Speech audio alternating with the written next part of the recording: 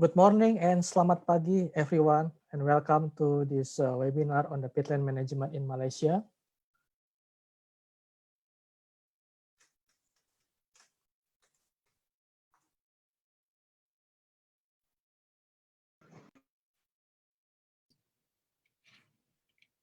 Good morning, Pak Tommy. Good morning. We will start the webinar shortly. Just wait for a couple of participants to join.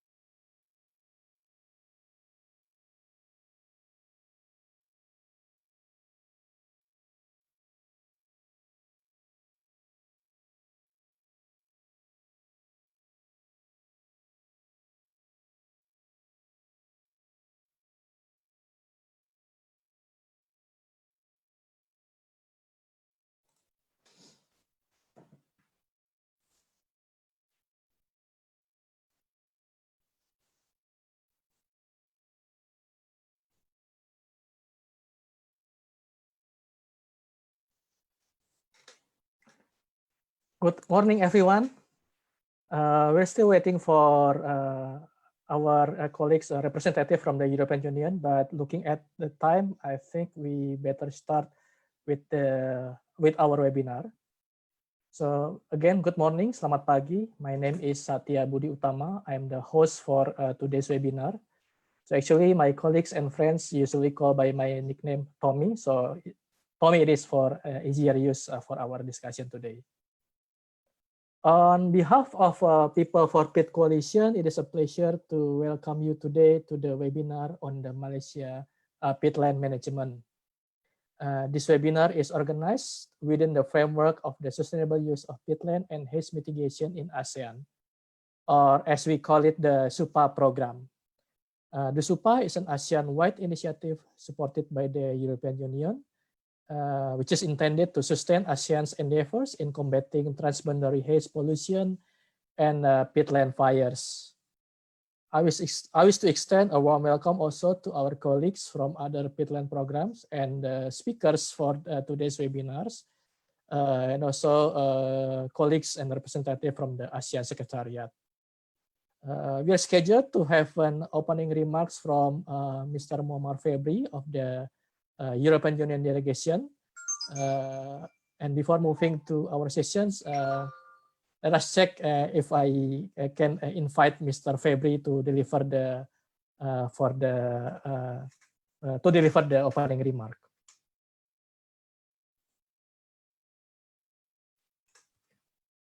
Is Pak Febri here?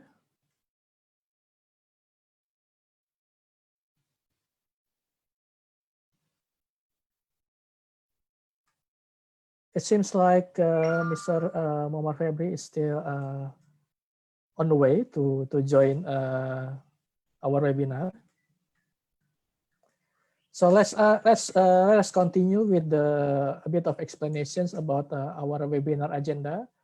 So we're scheduled to have an introductions of who we are, People for Peat.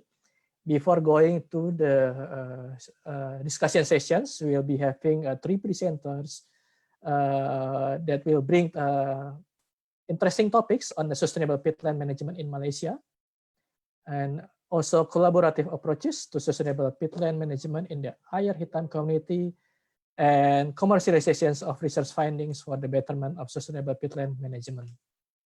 After the 3 speakers, there will be, of course, Q&A sessions. So for the next 2 hours of this webinar, hopefully we'll be able to have fruitful discussions on the topics.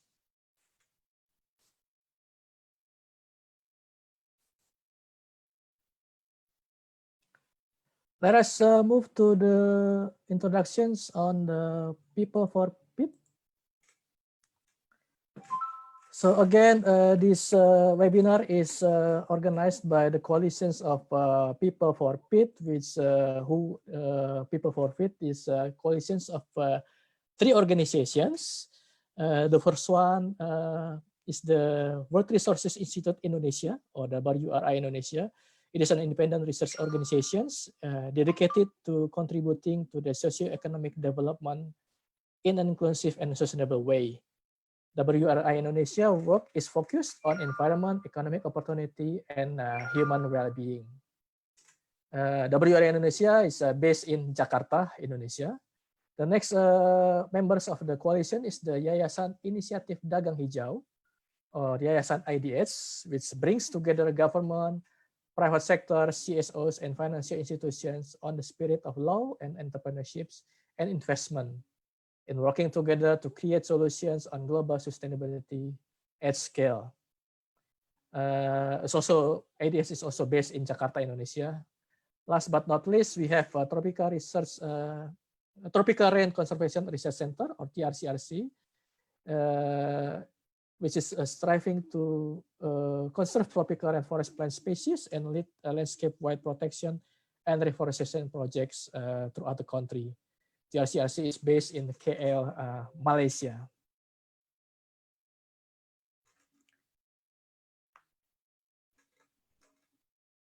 Do we have Mr. Muammar Febri?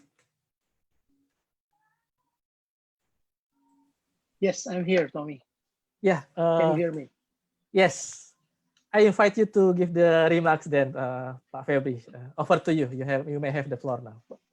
Thank you. Very good morning to everyone. Sorry for my informal attire. I was actually on leave today. But the EU is very excited to be presented. Here I am today, trying to deliver the sort of opening remark for this very interesting conference of party meeting today that part of the overall programs of the Super Component 2. For the EU, Malaysia plays a very important role. I mean, in terms of offsetting the global carbon emissions. This is due to the fact that Malaysia hosts some of the most extensive tropical peatland in the world, and it consists mainly of peat swamp forest, which is a critically endangered category of forested wetland, characterized by deep layers of peat soil and water so acidic that many of the plants and animals found within them does not occur elsewhere in tropical forests of Asia. In Malaysia, peat soil covers about 2.5 million hectares, or about 7.5% of total land area. Sarawak has about 1.7 million, about 69% of Malaysian peat soils. And the Peninsular Malaysia has approximately about 643,000 hectares, or 26%, and Sabah has around 117,000 hectares, or almost 5%. As we all know, peatland are the most efficient natural carbon sink on the planet. They cover only about 3% of the global land areas, but it holds about 30% of Earth's soil organics carbons. So peatland basically inhale carbon dioxide out of the atmosphere. So basically, they absorb all the atmosphere, all the carbon in the atmosphere and store it within the substratum of this peat soil. Left undisturbed, peatland store more carbon dioxide than all other vegetation type on Earth combined.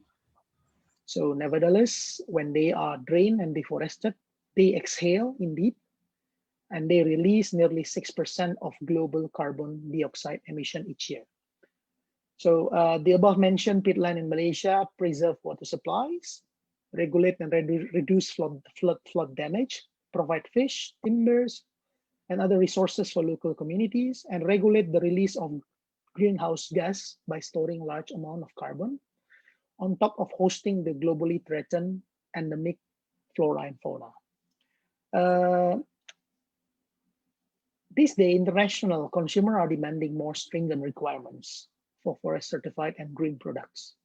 This has put new demands to meet its national and international commitments to climate change protocol and biodiversity conservation.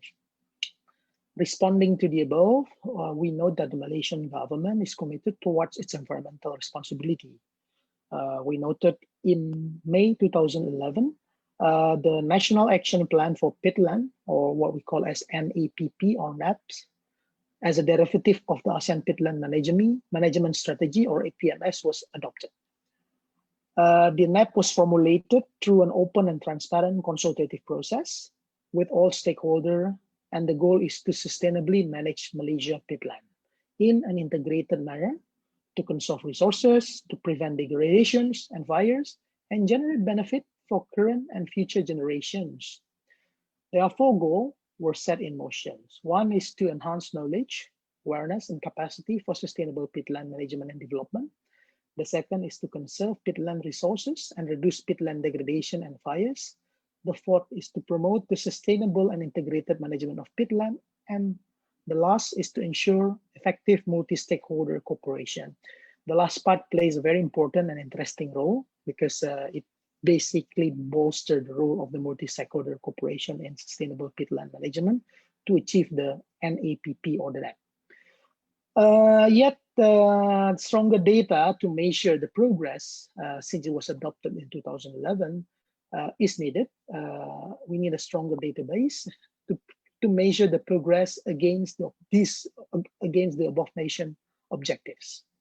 So we need to know better to what extent those commitments are being put into places.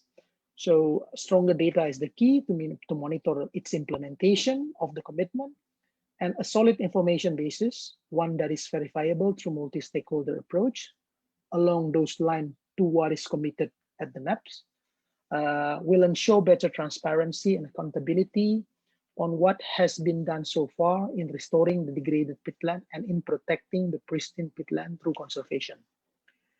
The role of monitoring played by the non-state actors should also be enhanced to increase the monitoring and surveillance in the peatland management sector. The EU has supported Malaysia on peatland management since 2009 through what we call a Sustainable Peatland in ASEAN program, or CPEAT. The project ended in 2016. The project was accomplished. It was implemented even by the Malaysian-based NGO called Global Environmental Center.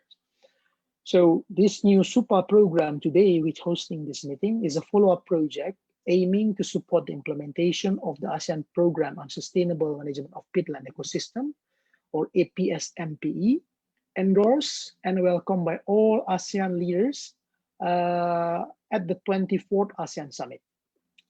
The SUPA program also contributes to the EU commitment to address global environmental issues, in particular to support mitigation of carbon emission from carbon-rich peatland areas. In addition to conservation of the unique peatland ecosystem biodiversity, which hosts highly endangered flora and fauna. The overall objective of the SUPA program is to promote the sustainable management of peatland in ASEAN region through collective actions, and to enhance cooperations to support and sustain local livelihood, reduce risk of fire and associated haze, and contribute to global environmental management. We, the EU and the EU member state, has long experience on the management of peatland, both good and bad experience. We have learned that in the long term, that the loss of environmental surface costs more than the short-term financial benefit earned. For instance, in northern Germany, 10% of the drained peatland was restored, and it avoided economically damage about 22 million euro annually from CO2 emissions.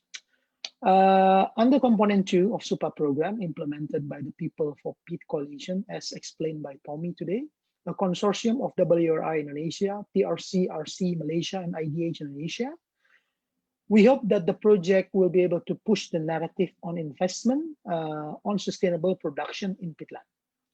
Sustainable production, including sustainable agricultures and sustainable agroforestry, for instance.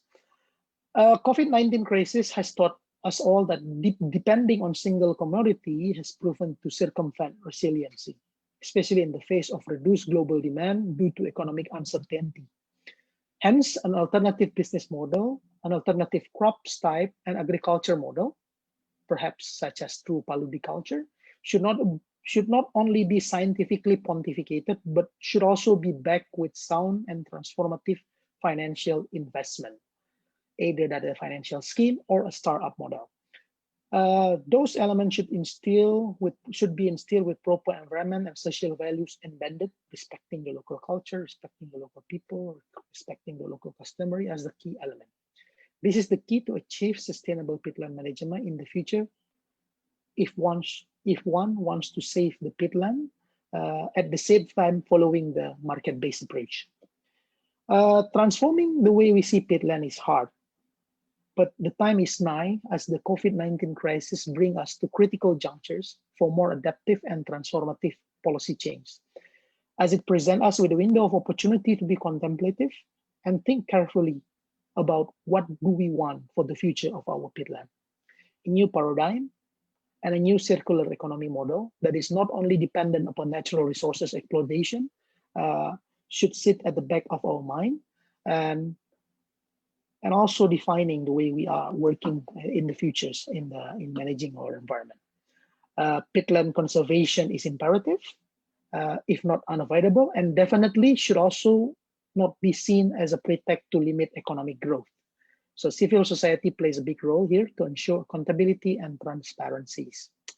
More needs to be done to tackle the root cause of unsustainable peatland management. Yet we strongly believe that Malaysia, both in Peninsular and in Borneo, is moving toward more sustainable options by responding to the greener supply chain based on market demand. We hope that these people for Peat coalitions, which is a non-state actors, will sit at the forefront and continue its steadfast role in working together with private sector and government to jointly achieve the sustainable peatland management agenda as mandated by the MAP. It will take a long journey to ensure sustainable peatland management practice is mainstream at our level. The SUPA project will only provide small solution in a short and medium term. Commitment from non-state actors is the utmost important factor to shape the narrative, especially on the importance to protect and conserve the peatland area that are rich in terms of carbon storage and high conservation value. Thank you very much, Tommy. That will be all from us. Over to you.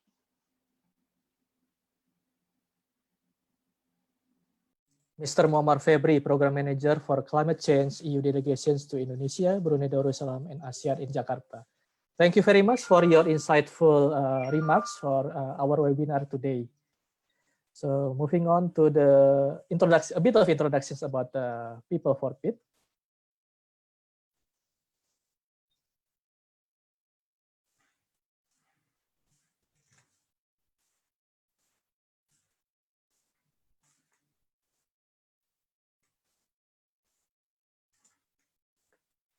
So if Mariam can just start the video.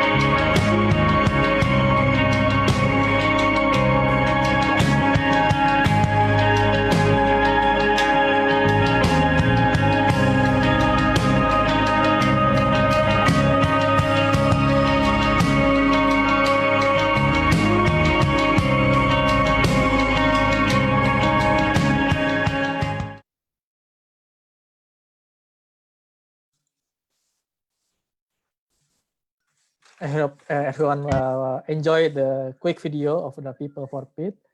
Like it's been mentioned by Mr. Febri, so SUPA Component 2 bring together the strength and collaborations of non-state actors in trying to contribute to the better sustainable management of peatland in the ASEAN region.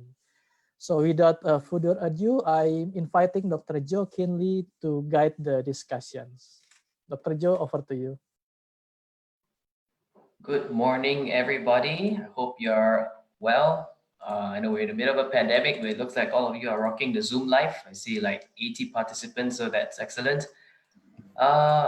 Just a reminder before we start, the chat box function, you can get the chat button at the bottom bar, is going to be very useful now because we're going to leave the discussions till the end of the 3 sessions. So if in the middle of any one of the talks you feel you want to share a question, ask for clarification, please use the chat box. Just write directly to everyone, tag the relevant speaker if necessary, and then we will revisit this at the end. So feel free to have the discussion going at the chat box already. So can we have the next slide, please? I'm sorry, I'm Joe from People for Peat. Tropical Rainforest Conservation and Research Center, one of the coalition members, and I'm the lead analyst here moderating for today's session. So yeah, let's go to the next slide now. Thank you. So our first speaker, I think, really needs very little introduction. You can't really talk about peatland management and sustainable peat activities in Malaysia without talking about Mr. Faisal Parish of the Global Environment Center. So I'm going to read his profile here. Mr. Faisal Parish is the Director of Global Environment Center, Kuala Lumpur, Malaysia. He's a wetland ecologist with 37 years of experience who has been working throughout East and Southeast Asia on forest and peatland management, biodiversity, water resources, and climate change since 1983. He was one of the initiators of the ASEAN Peatland Management Initiative in 2003 and has been involved in peatland assessment and management in 9 of the 10 ASEAN member states. So you guys are in for a treat. Without further ado, Mr. Faisal, please feel free to take the floor. Good morning, everyone. I don't know if I can share my screen. Is that possible? Yes, please go ahead. Yeah.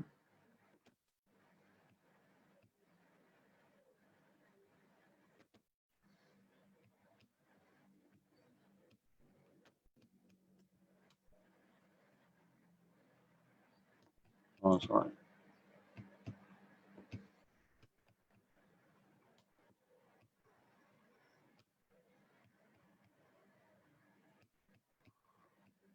Just a moment.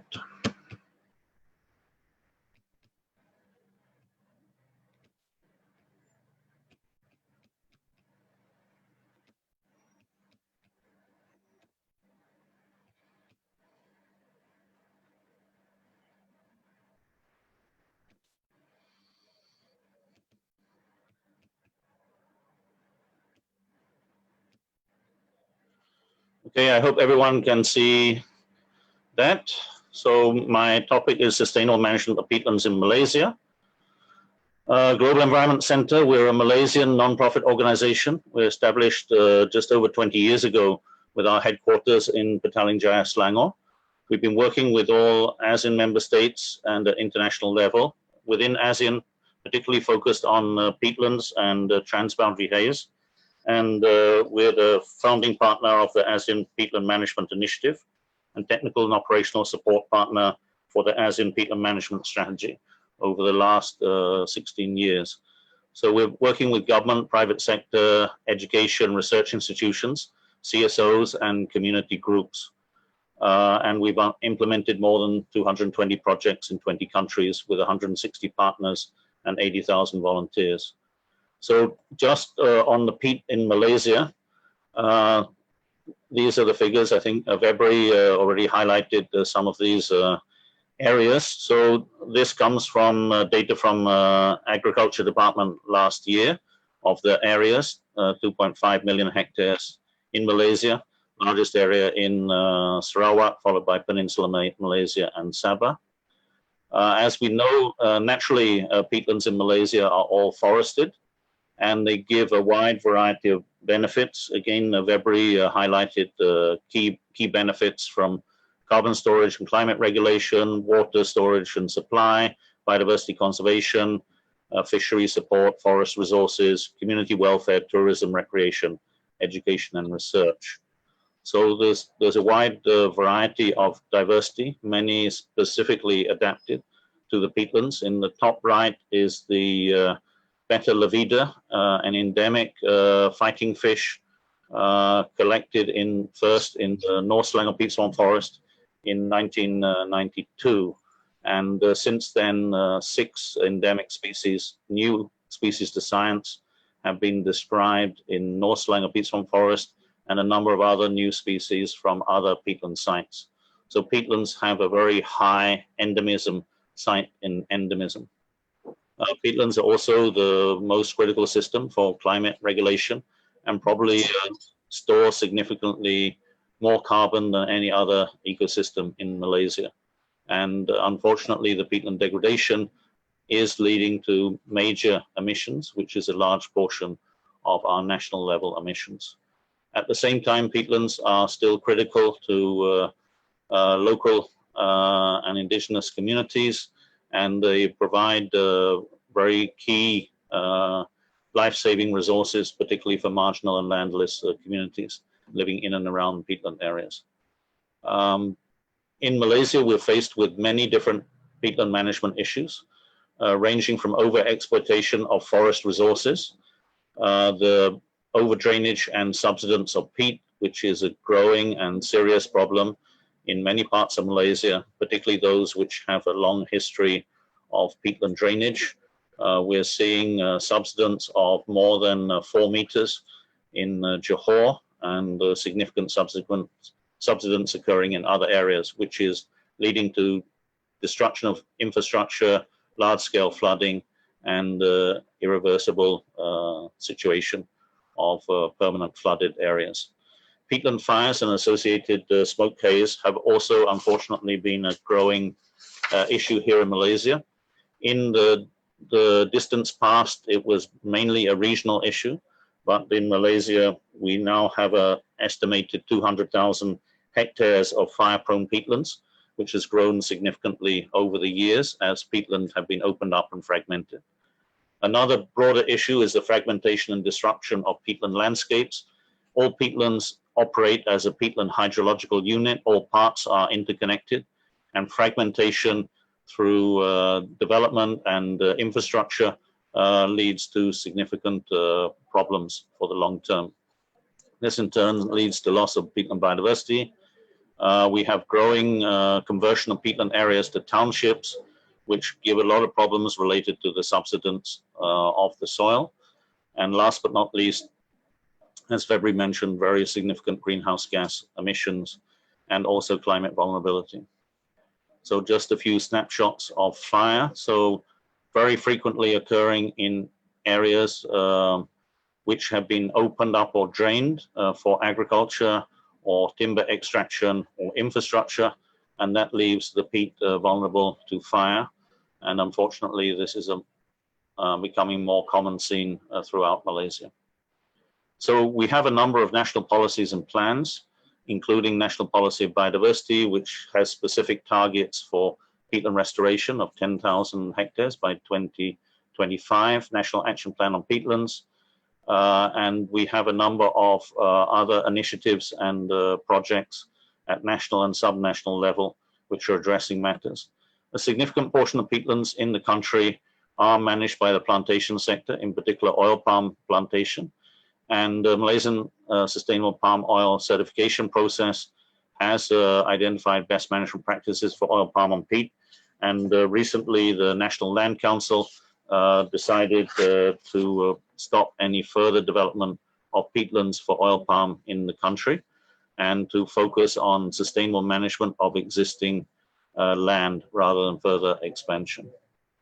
So what are the potential or key strategic directions for the future for the next decade of peatland management? There are still some gaps in our knowledge of the extent and status of peatland resources. In terms of extent, our biggest gap is on upland peat. There are significant peat resources in cloud forest environments, and cloud forest is estimated at about 800,000 hectares in Malaysia, but not all cloud forest will have peatland. Areas such as Gunung Brincang in the cloud forest have up to 3 meters of peat along the top of the ridgeline of the mountains, and this is also found elsewhere. So this is a key area that needs to be looked at because these ridgetop peatlands are very key for dry season water supply. We need to look at protecting all the remaining intact peatland areas. That's in line with decisions of National Forest Council, National Land Council, and we have seen an 80% reduction of intact peat in most areas of the country. In the future, we need to look at a more broader landscape approach to peatland management, not isolated units by different agencies like forest under forestry department, agricultural land under plantation, other land under local government. We need to integrate the approach together. And this approach has worked very successfully in Indonesia, what is called the Peatland Hydrological Unit approach, which is now mandated under law in Indonesia and has led to very substantial change in thinking and management approaches to try to move towards a more sustainable management approach and address the fundamental underlying issues of water management. For the agriculture and plantation sectors, we need to move further towards sustainable management practices. This has been done quite actively in plantation sector, oil palm plantation sector, particularly through leadership of RSPO and MSPO. In the agriculture sector, the Ministry of Agriculture has done some general guidelines on good agriculture practice, but this needs to be further developed, as still a significant source of peatland degradation and fires is coming from the agriculture sector, particularly small scale. Peatland fire prevention needs to be scaled up, and draft master plan for peatland fire prevention was developed at the end of last year by Department of Environment. That needs to be moved forward and finalized as well as implemented. And last but not least, very critical issue and relevant to today is enhancing multi-stakeholder engagement. The national government has always had a critical role in peatland management, but there needs to be better engagement of the private sector, indigenous people and local community, as well as state and local governments. So I will now give a little bit of details from some examples of particular sites. And these are derived from ongoing program called Technical Assistance and Knowledge Exchange for Sustainable Management of Peatland Ecosystems in Malaysia, which GC is implementing with support from the International Fund for Agriculture Development in partnership with the Ministry of Energy and Natural Resources and the Forest Department of Peninsular Malaysia under the framework of Sustainable Management of Peatland Ecosystem in Malaysia project, SMPM project, which is in the process of being initiated throughout Malaysia. So under this SMPM program, there will be a focus on, in the coming years, over the next 5 years, on peatland landscape approach. In particular, there will be focus on 5 landscapes: North Selangor Peat Swamp Forest, South Selangor Peatland Landscape, Southeast Pahang Peatland Landscape, Malodam Peninsula in Sarawak, and Clears Peninsula in Sabah, which are some of the largest remaining relatively intact peatland landscapes that we have in Malaysia. So just to give a snapshot on a few of these landscapes and some of the related issues, this is North Selangor Peat Swamp Forest that covers 81,000 hectares. It's the largest contiguous peat swamp forest in Peninsular Malaysia and maybe Malaysia. In the past, it was a state land area and was heavily logged, but it has recovered significantly in recent years since it was declared as, mostly declared as forest reserve about 25 years ago, and is in the process of recovery, although there are some significant challenges and problems with severely degraded portions of it. One of the critical progress and examples from North Selangor was the establishment of the North Selangor Friends of North Selangor Peatlands, Sahabat Hutan Gambut Selangor Utara, in 2012. And this was the first community-based organization focused on peatland management in Malaysia. And the members are coming from 5 villages and are active in monitoring and preventing fires, fighting fires, rehabilitating forest, and developing forest-related economic activities such as ecotourism. And they have been very active in the last 10 years in supporting the rehabilitation of degraded portions of North Selangor Peat Swamp Forest, from blocking canals to monitoring and patrolling, measuring water tables, and other interventions. So they have pioneered the development of community nurseries for a range of pioneer tree species, which they have then supported public, community, and other stakeholders to plant in significant areas. A total of more than 300 hectares have been replanted, and now more than 200,000 trees have been planted, more than 200 canal blocks constructed, and these activities have been supported by more than 25,000 volunteers. These activities have been conducted in collaboration with the Selangor State Forest Department, the Friends of North Selangor Peat Swamp Forest, and the GC. In North Selangor Peat Swamp Forest have also pioneered other approaches, and that is ecological restoration. So this is just one example of ecological restoration. Rather than replanting the forest after fire, the focus has been to raise back the water table. So this is a site along an old log extraction canal. This was abandoned log extraction canal. And in 2012, some external stakeholders came and started clearing the forest and set fire to it in preparation for planting oil palm inside, but illegally inside the forest reserve. This led to a 400-hectare fire. The only intervention was raising the water table and allowing for natural recovery. And we can see the situation 6 years later, and this forest is now up to 8-meter tall forest and has recovered well with the restoration of hydrology. So this really demonstrates this approach is also being applied to a lot of other areas in this site and in future in other areas. Linked to the community engagement, it's not appropriate just to ask the community to come and help stop the fire without anything in return. So there has been very active and good program, which is a good demonstration for other areas of looking at what are the community engagement and benefits that can come from a well-protected peat swamp forest. And that's particularly come through the work on expanding ecotourism, handicraft, and other activities, which is now very active in North Selangor peat swamp forest. This has received a lot of coverage and interest from stakeholders. In the article on the left is the former EU ambassador to Malaysia, together with other EU ambassadors who have visited and contributed to the rehabilitation of the peat swamp forest under the earlier EU-supported CPEAT program. The second landscape that I'd like to touch upon is the Southeast Pahang peatland landscape.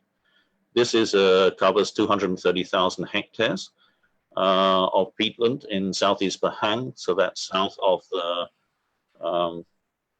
the Pahang River, south of Pekan town, down to Rompin. And within the landscape, about half, 104,000 hectares of forest within forest reserves. You can see them as the dark green in the satellite, but they're surrounded by what were state land areas, previously a bit of private land ownership, and much of that has been developed for oil palm plantations by state-related entities. And there have been severe number of fires in the landscape. About 10,000 hectares has been badly impacted by fire, and another 30,000 hectares is vulnerable to fire. So it's quite a serious problem. This is one recent fire from 2018, and large portions of the forest are badly degraded because of fire. So just a reminder, there's about 4 minutes left. Okay, I'm just be wrapping up soon. So this is the area of that fire in 2018. You can see the extensive fire scar going into the forest reserve boundary. So coming from plantation area into forest reserve, the root cause was the drainage canals dug to drain the water out of forest plantations. And that led to drainage of the forest reserve, led to fires. In between plantation and forest, our indigenous Orang Asli community. So there was multi-stakeholder consultation between forestry department, the plantation sector, and Orang Asli community. And that led to initiation of a program which went through full, free, prior, and informed consent process with the Orang Asli community to agree on the activity. And that has now led to extensive and successful re-wetting program of the areas which previously had been burning on an annual basis. So there were drainage canals were blocked up, and you can see here about 1,000 hectares has been re-wetted as a result of 10 different blocks which were installed by private sector, by NGO funding, and by government funding across the landscape. And this is leading to a recovery of the forest, assisted by some tree nurseries and planting by local community. The program has also assisted the community in their basic welfare, water supply, electricity, as well as livelihood opportunities, because, as I mentioned earlier, one needs to look at fully the range of support needed for the community.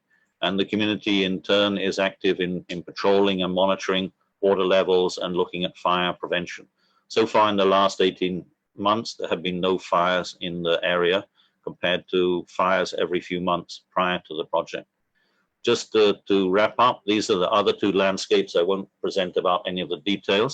This is the Malodam National Park, Malodam Peninsula, which is 52,000 hectares of national park and surrounding peatland plantations. So to look at this, how to manage together plantation and national park to maintain the hydrology and conservation of the system. And the last area is the Clears Peninsula peatland landscape in Sabah, which has been very badly impacted by fire over the last 30 years, and will look to maintain remaining forest and to have sustainable agriculture in between the forest reserves. This is just some of the partners in those various landscape initiatives in Southeast Pahang and North Selangor Peat Swamp Forest. So with that, thank you very much. Thank you, Faisal, for that very illuminating presentation. There's a lot of work. I think we've all learned something and have learned, definitely are gonna look up more of those projects that you just talked about. So let's move on to our second speaker. Our second speaker is Madam Hapsa Marjuni, the Chief Operating Officer from Muslim Aid Foundation, Malaysia. A little bit of background. She has a history of teaching at a private college before she joined FRIM in the publication unit.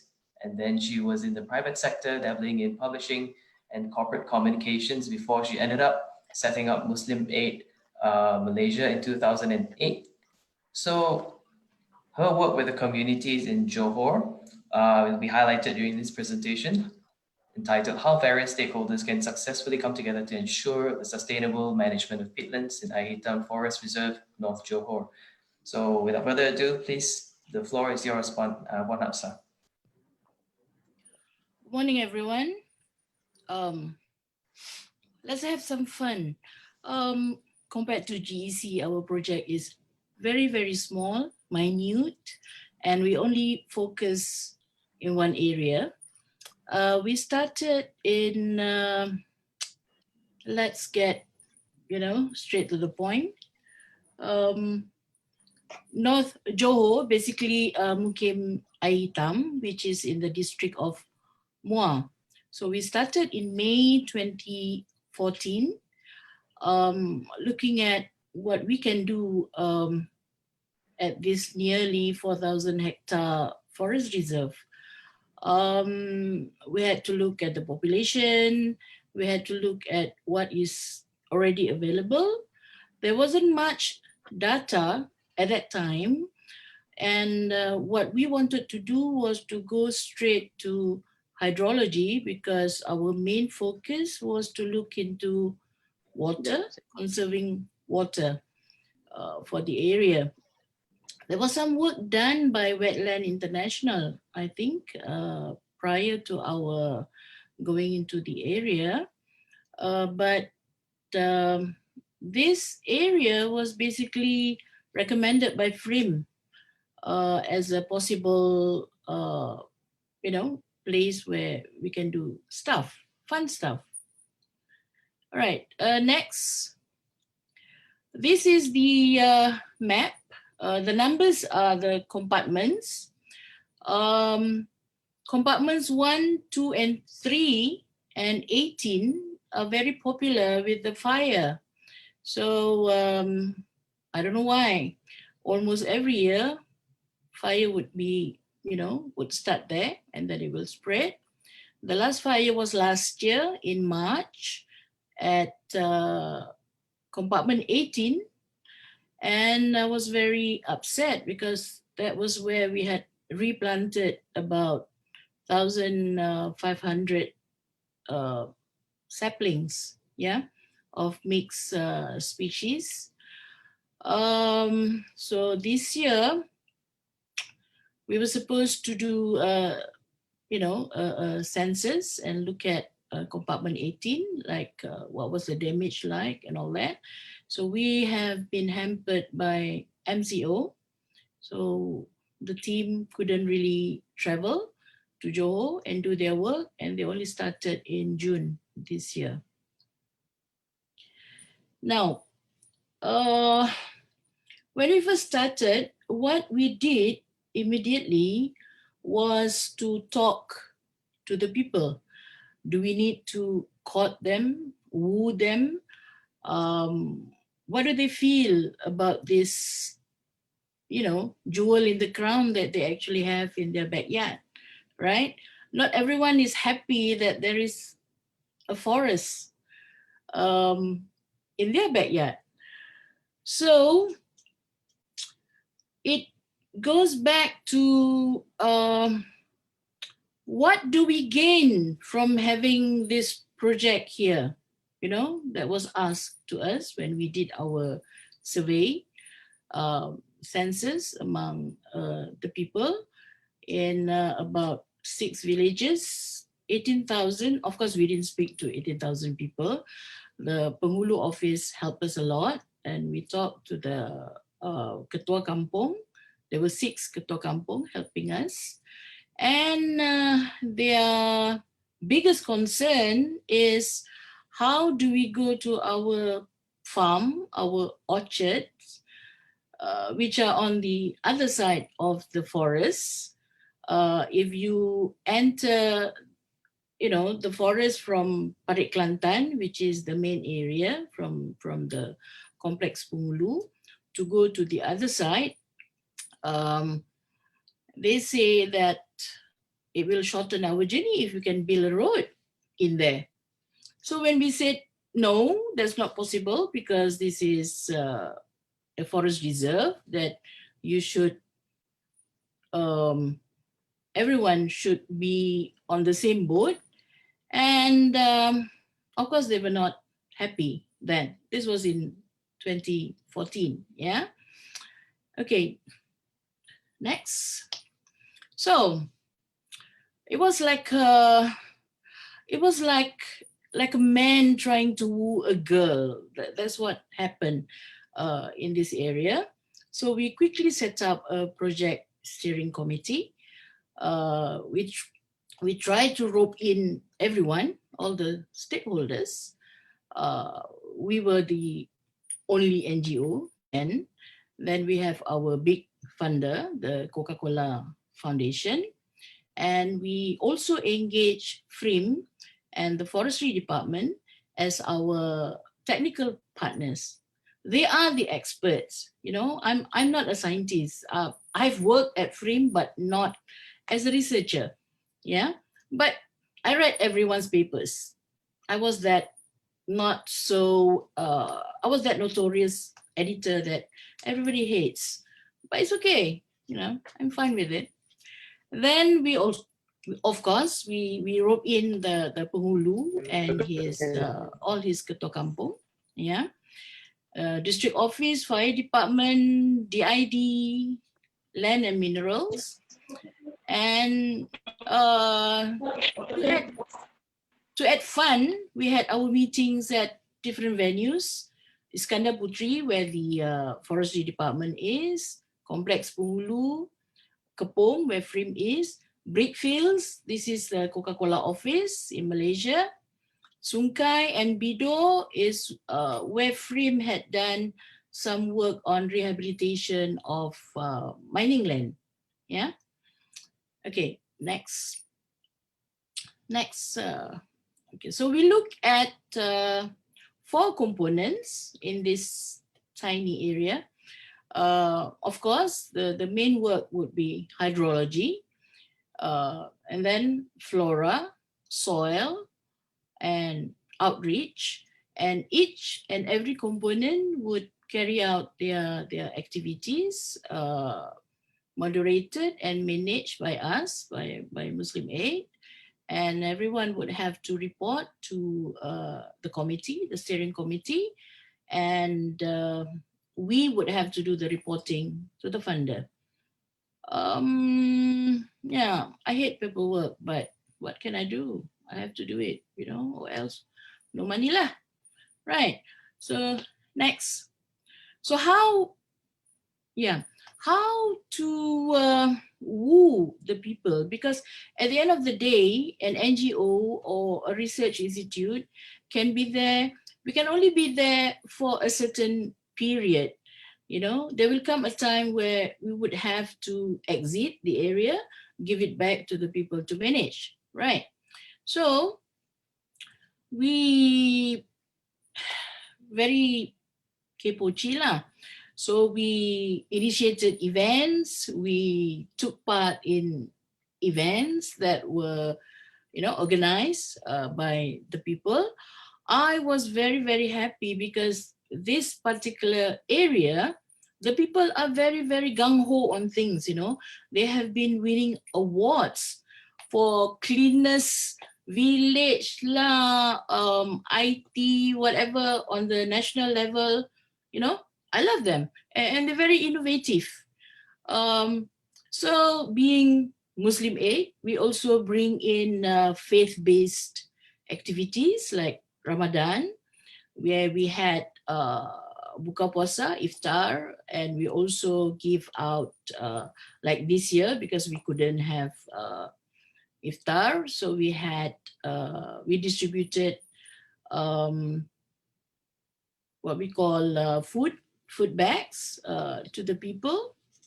We had tree planting activities that involve the village people as well as visitors. We had a group of Coca-Cola employees, Coca-Cola staff that came and planted trees. We had visits from universities in Singapore.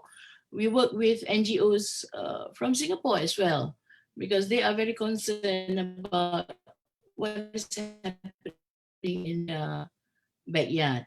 So maybe I should mention NUS, National University of Singapore, and the NGO is People Against Haze, People's Movement Against Haze, PM Haze from Singapore.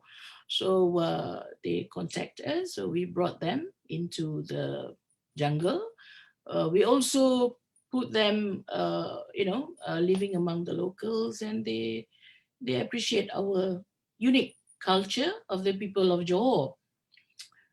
And we also took part and partly sponsored the annual cycling event and what they call the Kampung Fest, where we do everything in village style. Unfortunately, this year there is no cycling because it was a very big crowd. Last year we had like 600 cyclists taking part, and we cycle around, the district. Yeah. So next, I can talk very fast. Don't worry. Some pictures, and we involve adults as well as children, because it has to start from the cradle, right? Cradle to grave. I started as a teacher, so I like to teach young kids about the forest and the environment. And I grew up in a plantation, you see. So the whole plantation was my playground, just like the kids in the middle picture. And the one on the right are the Singaporean kids, really urban kids, and you could hear the ew. Okay, so I was fine with that too. And the first picture are the villages and the Coca-Cola staff that came to replant. This was at the area near the disused mining place. Okay, next.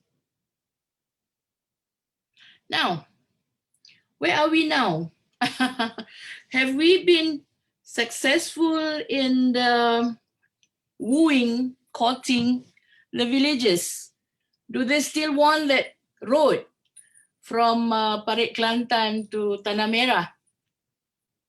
Well, fortunately, they don't want that road anymore. They are fine with, going the longer way. And I'm glad to say that the villagers have set up a club, an environment club, and it straddles two districts, the district of Muar as well as the district of Batu Pahat, because where the forest is really at the end, the southernmost of Muar, and next to it is Batu Pahat, and the nearest town is actually Parit Sulong, not Muar. So it's called Club Alam Sekitar Seri Sempadan. I mean, how creative you can be with the name. And that the mining land, that pimple on the map in compartment 12, it was a bauxite mine. You know, at one point in this country's history, bauxite was a taboo word. It has now in the process of being gazetted back into the forest reserve, and at the same time the forestry department has now gazetted the area, part of the forest, and also including that ex-mining land, as a state park. Yeah. So what they have done is they have done some physical development as well. There are gazebos, toilets, a proper gate is gated now, so you cannot just enter the forest. You need to apply for permits, yeah. But you can do a lot of things there. I mean, there is a sort of like a canal inside there. So there are plans to turn that into an ecotourism site. So it's still in the process. I haven't seen the document that says that ex-mining land is now back to being part of the forest reserve. It's still that pimple. We haven't found the right remedy, but it is in the process. So luckily, despite the 3 changes in government, state government, it's still going on. That effort by the forestry department, it's still going on. So I hope that we'll get some good news. Yeah. Of course, just a yes, reminder, 5-minute mark. Yep, I'm almost at the end. All right.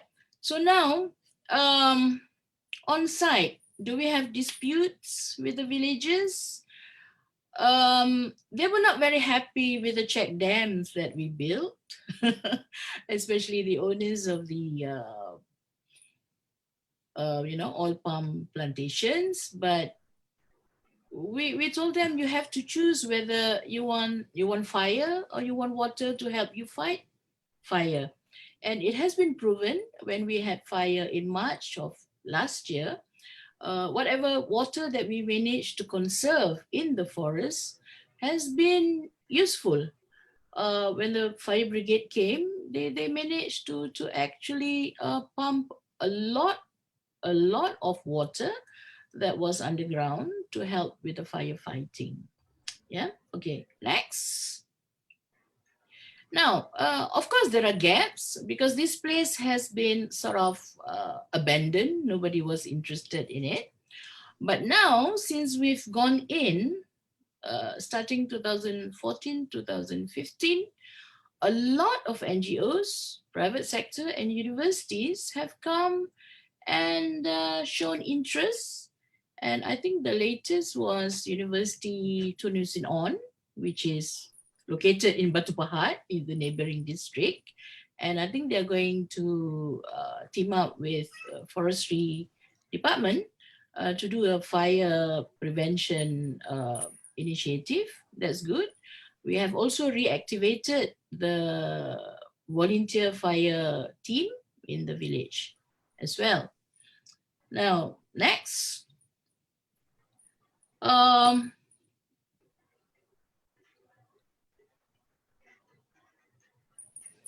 That's my last my last what I say slide, the one with the red shirt. As I said, let's work together. TRC FC, please come in. We love you. We need to do more with the people. We haven't touched the schools, for example. We were planning to do it this year, but we had to stop because of the MCO. But we will resume work in that. And our challenge now, the Penghulu has been transferred to another mukim. So we have a new guy. We are meeting him this Sunday. And we hope to see, greater things for this area. Small area, but the impact is big to all of us. Okay. Thank you for your attention. See you again.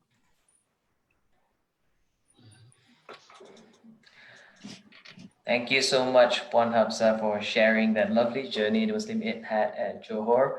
I think that's really a very interesting case study that saw the perspectives of local people change from a negative to a positive. So before we move on to the next speaker, I'd like to also remind all participants that the chat box function is open for use. I see some activities and questions there. So for our experts, our panel, our speakers, or anyone else within this session that actually has expertise to answer these questions, feel free to contribute to the discussion in the chat box. Otherwise, we will take these questions at the end where we have our discussion. So let me just introduce our third speaker. Our third speaker today is Professor Ahmed Osumanu Haruna from University Putra Malaysia, Bintulu, the Sarawak campus. So Dr. Ahmed Osumanu Haruna has led research work on soil and crop productivity management backed by his 10+ years worth of experience in this area, making him a reputable figure within Malaysia's agricultural research landscape. His innovations, which have been used at several agricultural sites in Sarawak and also across Peninsular Malaysia, have proven to enhance agricultural productivity. His research was also awarded at the International Conference and Exposition on Inventions by Institutions of Higher Learning, Pencipta 2019, and he has featured his findings have been featured in the Borneo Post newspaper. So, Prof. Osumanu, are you ready to give your talk? Floor is yours. Yeah, thank you very much for the kind introduction. Am I audible, please? Yes, you are. The host, will you kindly allow me to, okay, let me share my,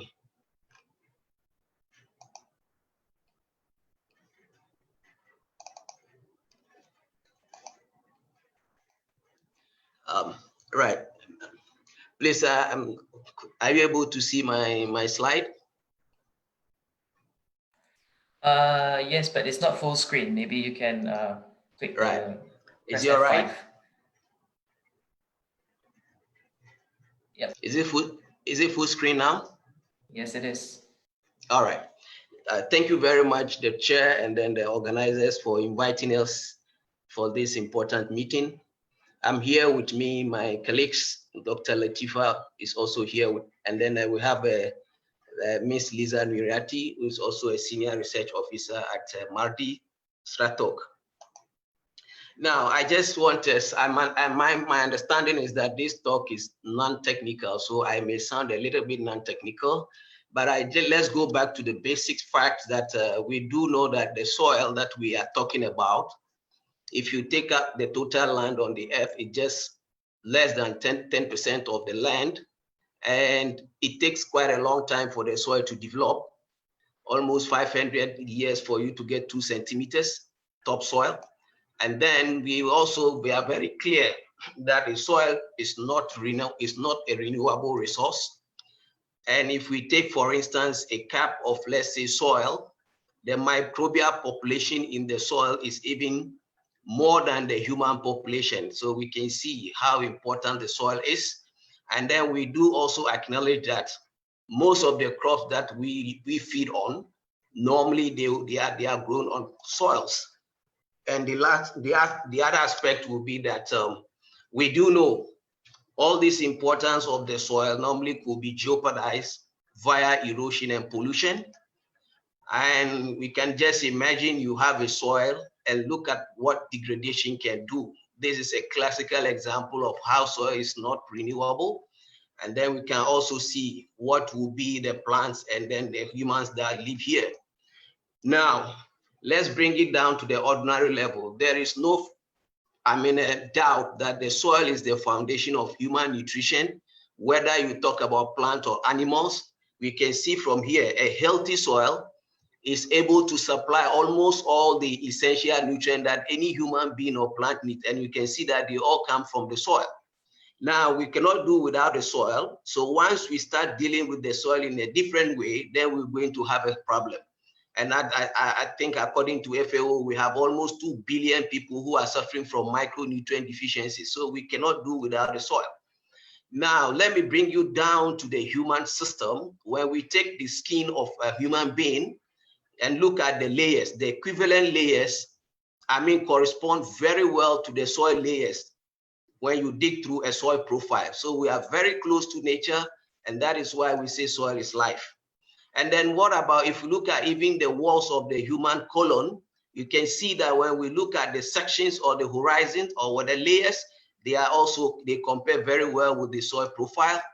And then what about the duodenum? We can also see closely. I'm trying to do this for us to have a serious touch with the soil, because soil has been classified as a forgiving nature and anyone does whatever they want with the soil. So these are the realities. Now, with this brief background, I'm just going through, me coming from the university, maybe we will go back to the basics. So what I'm trying to say here, just to remind you that the soils that we have, most of them are forming from minerals, rocks, and organic materials. Now, when we talk about the 2 major types, I'm not talking about the 12 orders of soil. The 2 major types are classified as what? Mineral and organic soils. And when we talk about mineral soils, we are talking about soils that are formed from rocks and minerals. They undergo physical and chemical weathering over thousands of years. And then what are the rocks? Just to remind you, because the type of rock will determine the agricultural practices that we are talking about. And we have the igneous, and then we have a sedimentary example. If you have a limestone, then the area could be a little bit calcareous, and then we are talking about metamorphic. Why did I review this? Because when you look at the mineral soil, you can see the colors are normally determined by the parent material. And I have given an example. When you look at this soil, it's a grayish color on top, and then you can see this is telling you this is a waterlogged soil and you need different management. When we look at these two, we see that they are reddish. They could be full of iron in a rusting way. So pH and the acidity and the phosphorus fixation will be high. This looks like it's a well-drained soil. So these are the things. Now, what if we also go into what we call organic soils? Definitely they are formed from organic materials. And this is how you look at this as an organic soil. You can see how it is from organic materials. And when we talk about organic soil, sometimes also beneath the organic soil, you will have what we call a mineral soil. So this is a classical example where you have a peat soil, and beneath it, you have an acid sulfate soil. So this kind of peat soils will be difficult to manage, and we need to work on it in a different way, right? Why is it so difficult? Because acid sulfate soil coming from pyrite and they undergo oxidation, they produce sulfuric acid. And this is why you could see that when you have a peat soil with this kind of soil, the only way you can start with is to do some flushing. Now, generally, we can say that organic soils are soils that 2/3 of the layer overlying the rock will be what? Organic materials. Therefore, we can say that peat soils are grouped under what we call organic soils, histosols.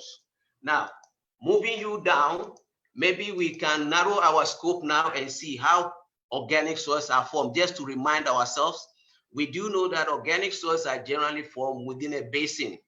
And you can see, so this is a basin, you have your plants and whatever, it's a waterlogged area, then the debris and the leaves and whatever start to fall.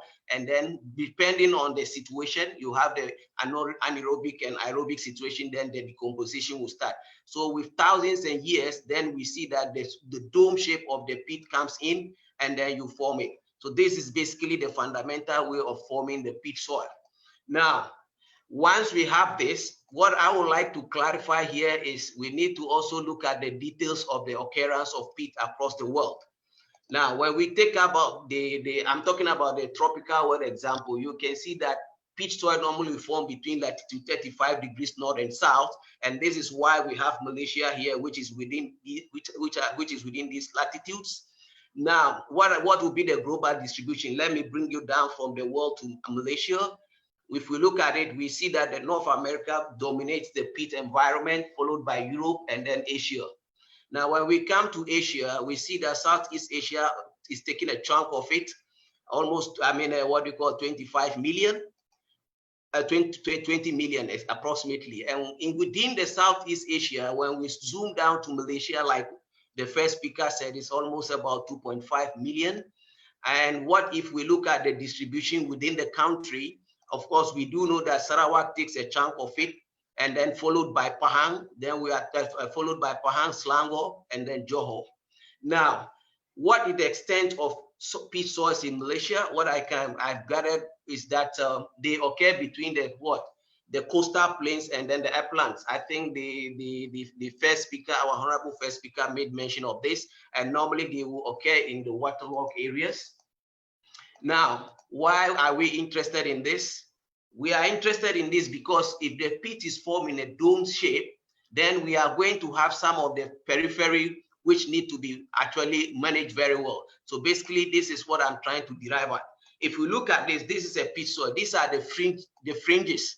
So you see that the fringes, the way you manage them will never be the same as when you are in the center. So this is why we could have a deep peat, a shallow peat, or you will have a peat that is not true peat, because on top of it is organic material and beneath it is a mineral salt. So all these understanding will be very essential in managing the peat. So depending on the dome and then the basin formation, the peat can be very deep and some could be shallow.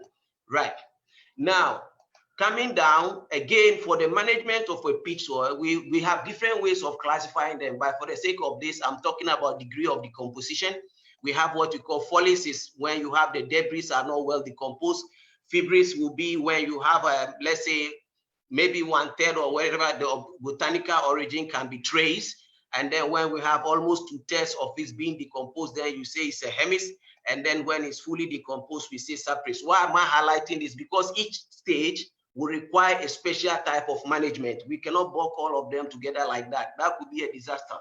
Now, since yesterday and today, I think we have been talking about the problems, but being the last speaker, maybe I would like to summarize the problems, but in context to my presentation. So here we are talking about low nutrient deficiency.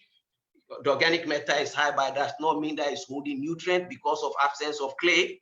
And then we have low base saturation. You are talking about the base cations, calcium, magnesium, sodium, and potassium could be low because of leaching. And of course, the peat is acidic. We talk about macronutrient deficiency and also micronutrient deficiency. Those of you in the oil palm plantation will get me clear on this. Now, why are we interested in this? If we have done a number of studies where we found out that, in fact, if you apply your nitrogen fertilizer, the recovery is less than 20%. That suggests that even though some may be taken by the plant, we also found that you are leaching, that you're going to lose a lot in leaching. Now, another way is also look at P, and remember eutrophication. So the P also, the recovery is not very good. And then we look at K. In fact, it's very difficult to build K in peat soil without clay. So those are the things. Now, these are the chemical aspects. So when you talk about the physical aspect, has been well summarized. We're talking about drainage. We are talking about low bearing capacity, which is the bark density. Subsidence has featured very well. Irreversible drying is in, and then, burning. So these are the things. But something that I would like to highlight is the biological aspect of the peat soil. Because you see, the biological aspect actually is the driving force of subsidence.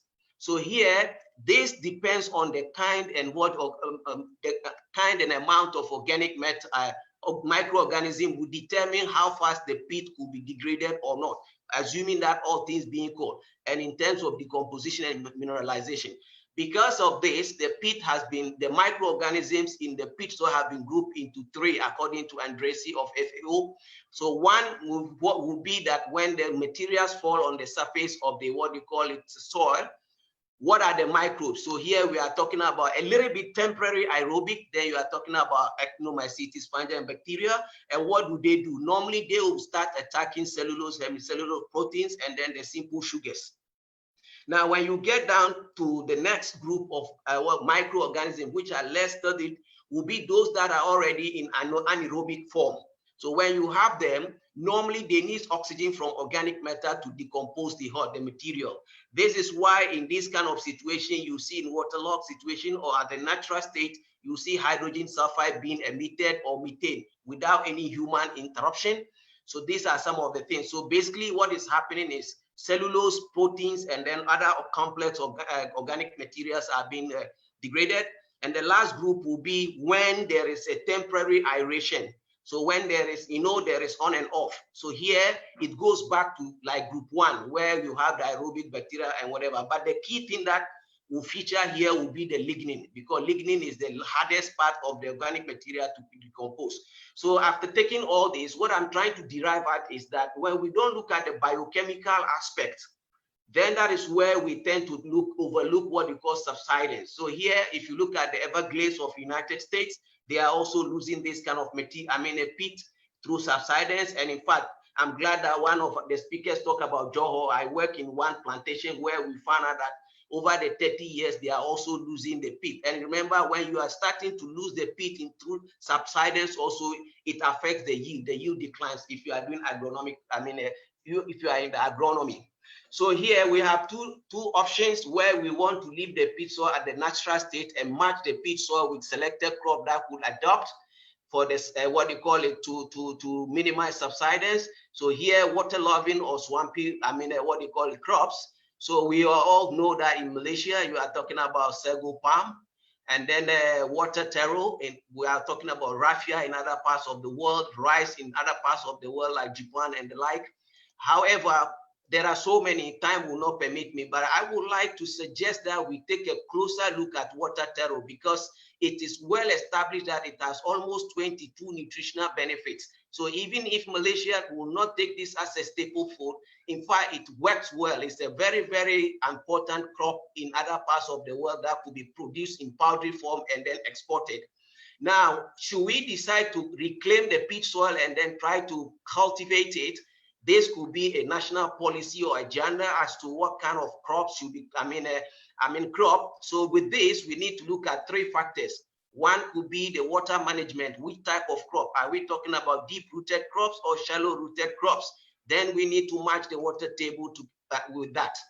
This is why we have 2 major types of drainage system in across the country and elsewhere, where you have 3 main systems. We have what we call the main drains that are the periphery of your farm. And then we have the secondary drains that are into blocks, assuming that you have your division of your plots. And within this secondary, you have your what we call a field drain. So it goes this way, that way, and then get out. And this kind of design is good when the pit is less than 1.5 meters.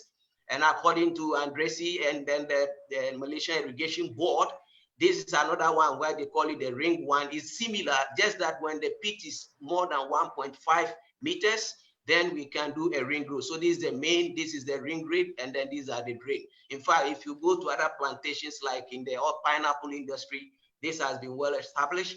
And then the other aspect will be that we are compelled to cultivate the peat based on socioeconomic issues. So of course, we are very familiar, oil palm is there, pineapple, vegetables, but currently our research focus is more into papaya, which I'm going to share with you some of the results. Now, coming down to gases. Professor, just a reminder, you have about 4 minutes left here.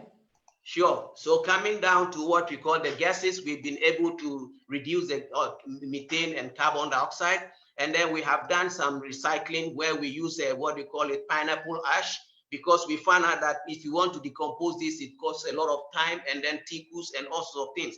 So we have been able to improve upon it. And these are some of the results that I can show you. We can see clearly that we are able to improve the yield and then the existing quality. And then the net income that we found from farmers, we are able to make 20,000 per hectare. And then in terms of soil improvement, also we have nitrogen improved and then uptake, and then we also reduce the cost of liming.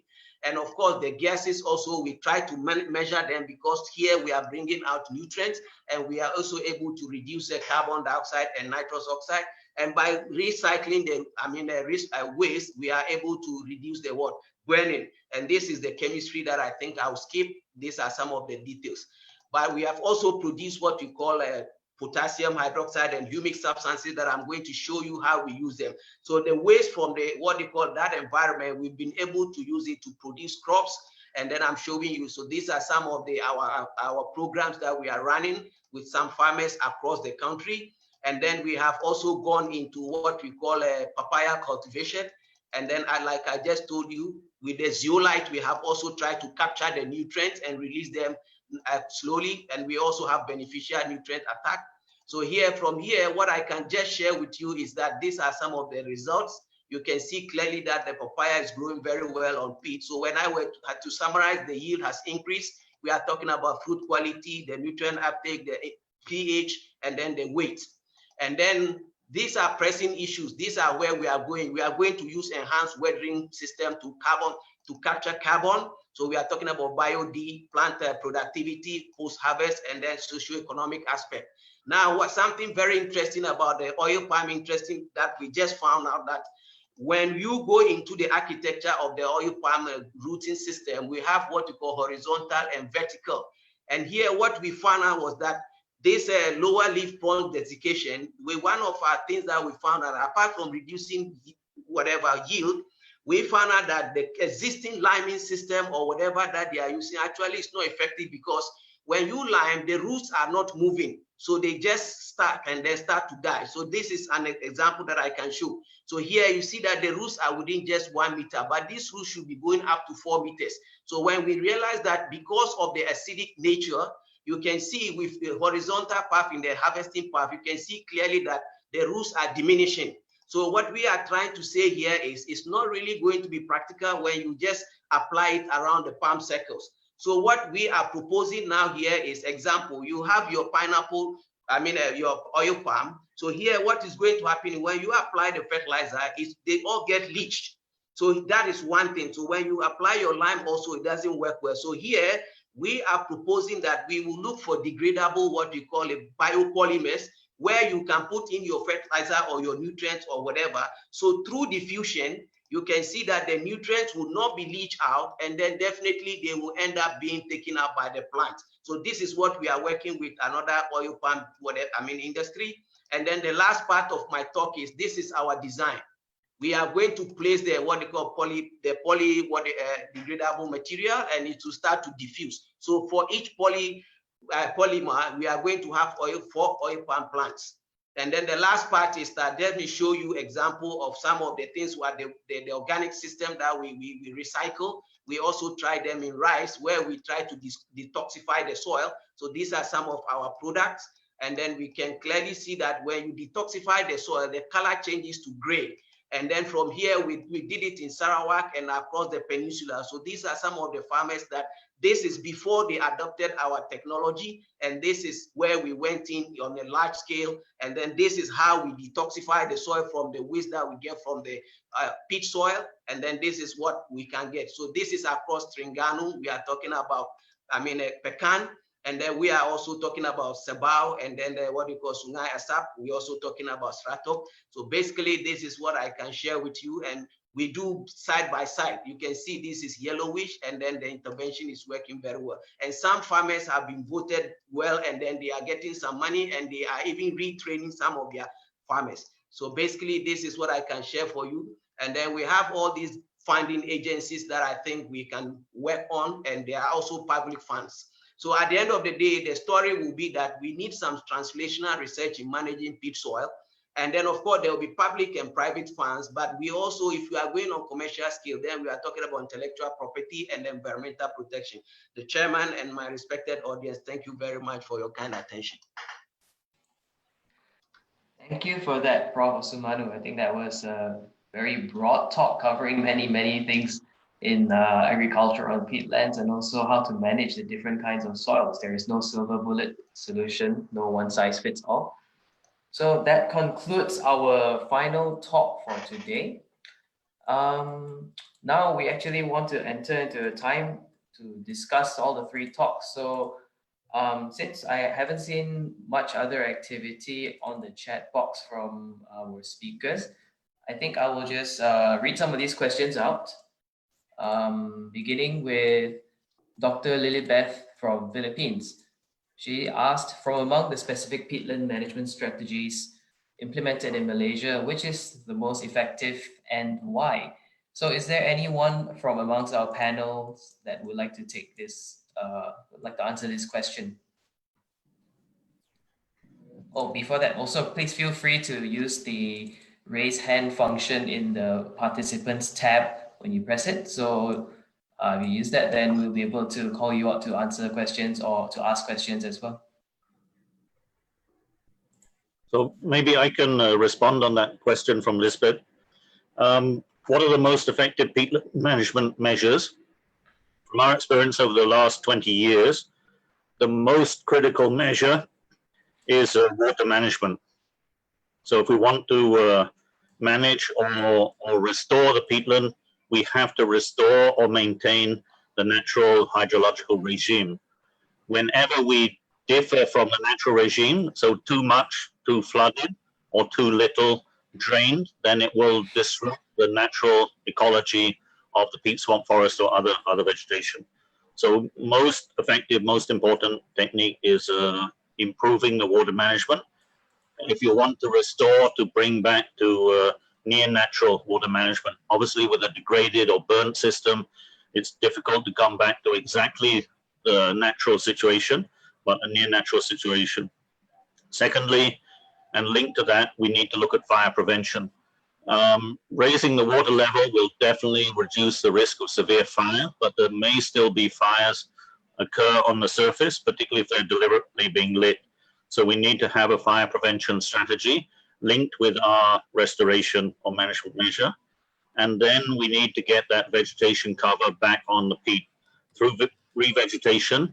Our experience is the best long-term arrangement is natural revegetation. So we empower nature to restore itself.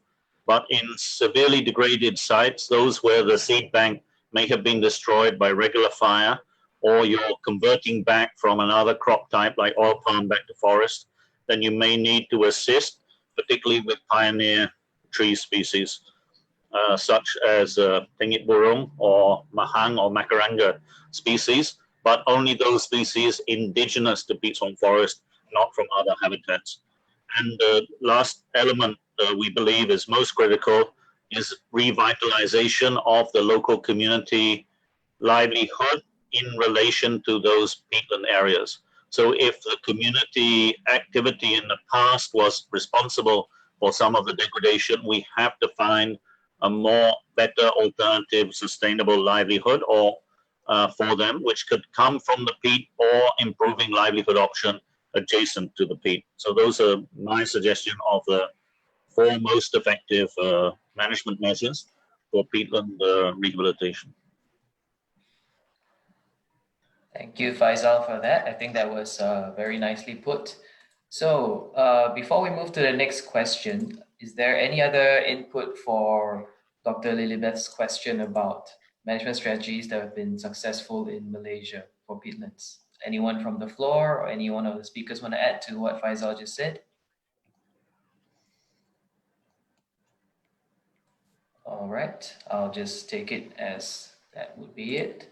So the next question is actually directed by Dr. Ellie specifically to Mr. Faisal as well. I'll just read it from here. The restoration of the burnt peatland area by raising the water level and allowing natural regeneration is successful, and the results are significantly visible after 6 years or 8 years.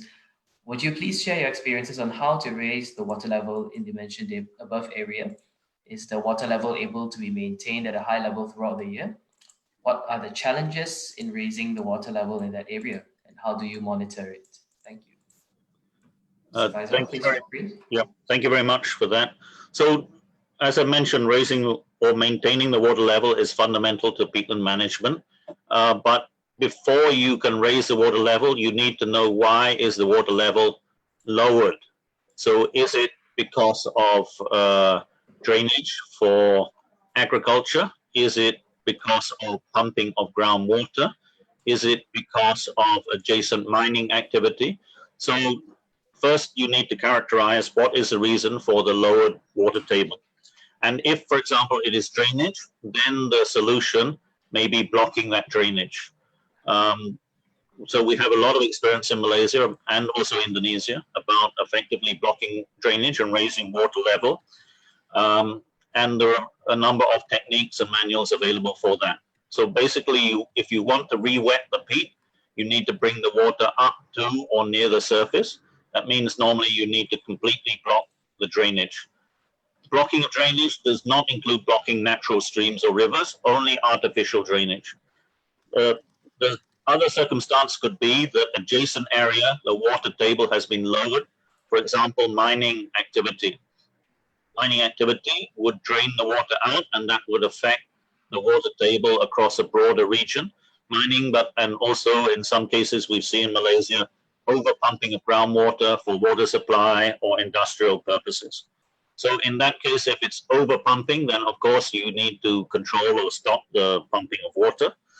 For mining activity, one technique that we have used in Selangor, we had the case of a clay mine, a mine which was digging out clay material from adjacent to a forest reserve, and that led to severe drainage and regular fires. And so we got the mining company to make what we're calling a clay dike. So that's a clay bank, but it's dug right down through the peat layer to the natural mineral soil below to act as an impervious layer to stop the lateral drainage out of the peat. And that has been very effective technique that we've used in so far one site, and expanding its use in future. So that's the key issue. You have to look at, you can't always have the water at the same level. There are going to be fluctuation because of wet season or dry season, and you need to monitor the level, and you need to be careful of over wetting an area. You can't flood peat area permanently. If the natural situation, vegetation is forest, for example, that need maybe a top 10, 20 centimeter without water for the tree roots to be there. So it's not total flooding, but raising the water level appropriately. Thank you. Thank you for answering that. Okay, now let's move on. May I come in? Sorry, who's this speaking? May I come in? Ahmed. All right, hi. The last presenter. Just to add on sure. to that answer, which is I fully agree, that is very important. And then perhaps maybe from the scientific point of view, perhaps we will also have to take into account the stage of decomposition of the peat. If you look at it from the engineering aspect, especially capillary action, because when you have, let's say, like a fibrous or hemis and sapris, the hydraulic conductivity will be completely different. So we will have to know what is the stage of the peat decomposition. Then from there, we bring in what we call it, the drainage system. Thank you very much. Thank you for the additional point, Professor. I have another question here. This one is by, oh, hold on. Before that, there is Ellie, I think, from WRI. Would you like to add to it? I see your hand is raised. Yes, thanks, Joe. So commenting on what mentioned by Dr. Faisal. Thanks, Dr. Faisal, for the explanation. So I'm just curious about the area which is rewetted. It is in an oil palm plantation. As I know, is that oil palm plantation needs drainage, maybe between 60 to 80 centimeters of groundwater level. And you mentioned that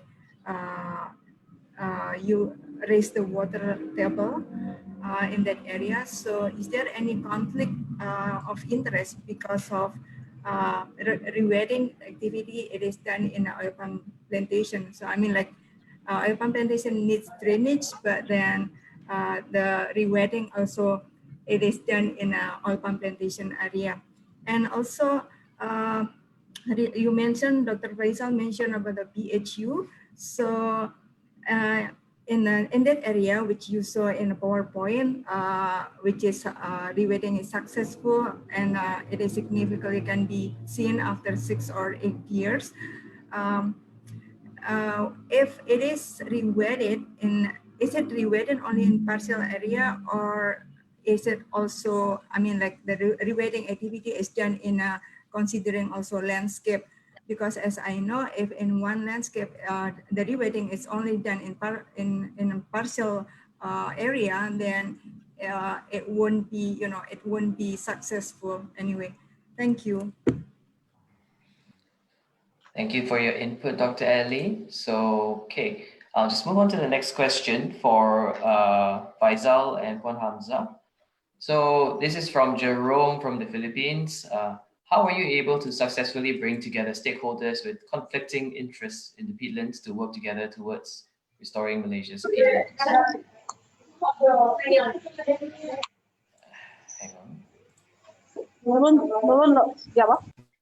All right, Faisal and Puan Hapsa, perhaps you would like to take turns? Yeah. Can I answer a part Yes, of that? please. I won't say conflicting parties because, as I said, what was happening when we started the project, because the people there, the stakeholders, did not get the entire picture. They did not get the information that they should have, you see. So they somehow, I thought then that they did not appreciate the jewel that they have in their backyard, right? So that's why the first thing we did was to set up the project steering committee that roped in everyone, the government agencies, the state government especially, and the villages through the Pengulu and the village heads, and also the groups. And now that we have set up, for example, the environment club, yeah, we have seen a lot of improvement, and the awards that the village has been receiving also helps. They love publicity, and the activities that we sponsored, they also love it. They also love having visitors from Singapore to come over, and visitors from Coca-Cola. And we were also part of this Say Something Nice campaign from Merdeka Day to Malaysia Day. So we brought in that urban feeling to the village, yeah? And I think what they appreciate most is there are also economic activities. And you see, money talks. When more visitors come, more people, we brought the visitors to the Kerepek factory, to the Tempe factory, to the pineapple plantation. They love it because there's income for them. And there are now more people actually building homestays, nice accommodation, nice lodgings in the villages. And we also support, for example, the stingless bee honey industry, and more people are taking up that now. So it helps, really. And especially, I'm very proud of the youth. They are very, very active. So you see, as I said, in this love story that we have with the villages, it's very important to court and to woo the people in the most beneficial manner for them. Yeah. And as I said, when they see there are economic advantage, economic gain that they can have by not destroying the forest, it will help to conserve the forest. They can do whatever they like outside the forest, you know. Of course, we still allow them to go in and pick shoots. We have all the replanting activities and all that, but they should not do, naughty things like smoking weed somewhere in a corner or something. So, yeah. As I said, any NGOs or any agencies that want to go into this jungle, please look at the surrounding population. What do they need? what are their needs? You know, it's just like you wanting to woo a girl, you know, to make her your girlfriend or your wife. What is it that she wants? Right. Address that need. Thank you. Dr. Joe, I would like to add some more points and to put away some worries from Port Hapsha. So, All right, sure. Tuan Kalim, go ahead. okay, there is 3 points that I want to raise to Port Hapsha. The first point, the Forestry Department of Johor now is in the process of awarding to a company outsource to do our management plan for this Air Hitam Forest Reserve. So we are in the process of awarding. Then in this management plan, we are doing the zoning, which area to be for eco tourism, which area for non-development, which area is conservation. Well, we are all in the TOR of the management plan. That was this in I think in a few weeks we are going to do this academician to do this. Number two, this for the mining area is around 50 acre. Now we are in the process of gazetting back to forest reserve. In the process, so we are doing the, our district officer is doing groundwork, and we are in the process of gazette back is to forest reserve, this mining area. And the third one is, as you said, that gazetting is as a state park. Yes, we are gazetting as a state park because under our act, Forestry Act, Section 10 classification, so we classify this area as a state park under Section 10, our Forestry Act. So another point that I want to raise is so forest reserve, you have to understand in our forest reserve, there's two categories, open forest and closed forest. Okay, open forest that some sort of like our recreation area, that is open forest. But for certain compartment inside that forest, there's open, that means you can enter the area without applying permits to enter the forest. But some of the area will be classified as a closed forest. That means closed forest, you cannot enter the forest without permits from the forestry department. So you have to be careful in addressing this because right now I think not all the forest reserve is open forest. So we have to discuss it with our colleague in Johor Forest Department. That's my point. Thank you, Tuan Kalim. Okay, now, Faisal, did you have any input for the conflicting interest question by Jerome that you want to add? Yep, certainly I will add on that. But just before, Ellie asked a question about the re-wetting that we did and the slide I showed about re-wetting next to oil palm area. Did it have a negative impact on the oil palm? I think although there, as I emphasized, is one hydrological unit, but normally in between, let's say, the forest and the oil palm, there will be a boundary drain. And then through the maintenance of the water level in the boundary drain, it's possible to modify the water level in the forest reserve versus the plantation. But normally in that boundary, you need to keep the water level high between the plantation and forest reserve. And then elsewhere in the plantation, they can reduce it to 40 or 50 centimeters below. Of course, there may be a little bit of impact on the first couple of rows, but generally it's possible to balance those with proper zoning and water management. On the stakeholders, Hamza already talked about the community. I just look at a couple of other stakeholders. One, oil palm sector. So the oil palm sector is the largest land manager on peatlands in Malaysia, with very significant portion of the peatlands developed under management of oil palm. And when we first started on this 15 or 20 years ago, I would say, frankly, there was a lot of negative feeling amongst the oil palm sector when we're talking about peatland conservation. And I think there was, one could say, conflict between forest management and conservation versus conversion for oil palm plantation.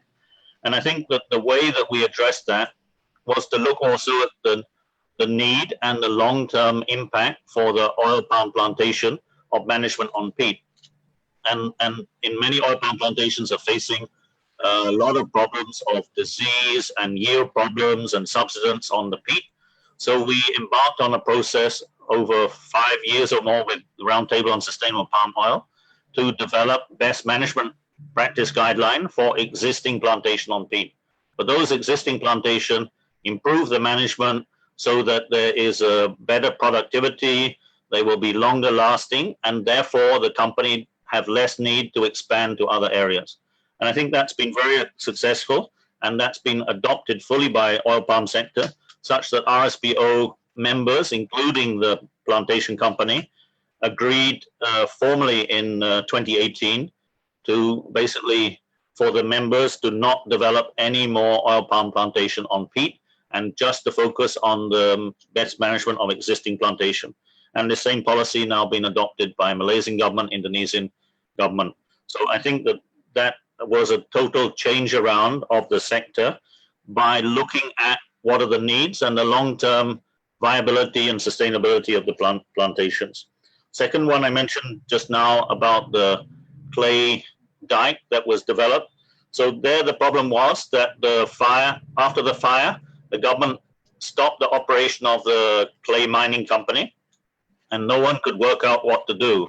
So the clay mining company wanted to continue mining and the state government wanted to stop the fire. So just by looking at the way of a hydrological isolation of the clay mine, so it did not affect the hydrology in the forest system, then they were able to continue. So I think this is the rule. You need to find out what are the need or the challenge of the stakeholder, and then how can you come in a partnership way to solve that problem, and then you can bring those partners on board. And we've been very successful so far with our integrated management plan development with up to 20 different stakeholders and agencies involved in the plan development and adoption. That was in North Selangor Peat Swamp Forest, and all the district offices and competing interests all agreed on the overall plan, and that's led to now a 90% reduction in fire in the forest and a lot of significant improvements. Thank you. Thank you for sharing all those good news. I would like to some more Okay, points. Tuan Kalim, yes. Okay. Yeah. Because I was once working in Selangor Forest Department, Mr. Faizal knows me better. So that certain project that we do there, like I already just mentioned yesterday, that our canal blocking, how to raise the water table, and also we are doing the check dam project. So we do the check dam to also for the purpose of increase the water table level there. When we also putting our piezometer everywhere surrounding our forest reserve, so that we know what is the water level during that time. So piezometer and in our we also appoint our orang asli to get the meter reading for piezometer. So this is our cooperation with the communities.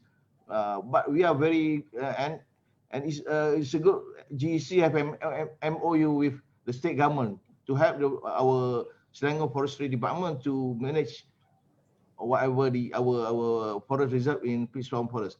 So it's good we are sharing, and like our forest incident, our from 2018 2020 the from 80% incidents reduced to 10% incidents of forest fire with our whatever the project that we have done there. So it's a very successful activity we have done there. Thank you. Thank you, Tuan Kalim. We're kind of running out of time, but I'd like to direct the next few questions that have been piling up for Prof. Osumanu. So very quickly now, Chong Ming Su has a question for Prof. Osumanu. What type of material would you suggest for keeping fertilizers as a medium for slow nutrient releasing in oil palm plantation and peat? Prof, maybe you want to answer this first? Well, that's what I'm saying. We are developing what we call a biopolymer that is degradable. We are getting them from plants with one of our engineering counterparts, so that in fact it's not only oil palm. We are also talking about wetlands. So that is what we are developing now, and it's going to be from fiber. So far I can say that, but I have that some are saying that you could use what we call enhanced weathering rocks. where we can blend them with what we call a sago waste, starch. So those are the things that we are looking into for the time being. Okay. We are technically a minute away from time, but if you don't mind, we'd like to continue. Feel free to leave if you really have to. But Professor Manu, Ruben asked, can you explain based on your experience of sustainable agriculture and pelliculture, what are the options for pelliculture on undrained peat? You mentioned water taro. Is it endemic to peatlands in Sarawak or Malaysia? From experience, I think it's not that very endemic, but what I can see is it is common. It's very, very common. In fact, when you go to the local markets, in fact, I like to take water taro. So in most of the local markets, you will see them being sold there. And then when I move along the countryside, I see a lot of water taro, but they are not well managed. So for me, I think that it could be good that we go into it. But to say it's endemic to a local community, I haven't found that yet. And then somebody also asked a question regarding papaya, and then the same water taro, whether it's a drained peat soil or a deep pit, whether we can handle it. In fact, the example that I show you is on deep pit. So we've been able to handle it very well. If you can have a well-drained pit soil, that would even be fantastic. So I think as far as papaya is concerned, water taro is concerned, it is doable. And then it's very lucrative. Thank you very much. Thank you, Prof. So I will carry on because there are many questions left to be answered. So Kamal asked about documentation. I think I can share these with you personally. But anyone else who has documentation that's relevant, please feel free to contribute as well. But there's a question from Kamal also to Faisal, whether there is active logging in the Pahang peat swamp forest and how are the Orang Asli FPIC done for logging? It's true that there is ongoing logging in the Southeast Pahang peat swamp forest. But the technique that they use is different to Selangor. In Selangor previously, and in other states, they use the track excavator and large drains for extracting the log. Generally in Pahang, they have been avoiding that technique, and they've been using winching and sand road construction to minimize the impact on hydrology of the system. Nevertheless, there are some impacts. As for the free prior and informed consent from the Orang Asli are not in that area living in the forest which are being logged. They're in the periphery outside the forest area. And I'm not certain to what extent there is consultation with them. There are definitely some issues raised by some of the community adjacent to the forest where there is ongoing logging.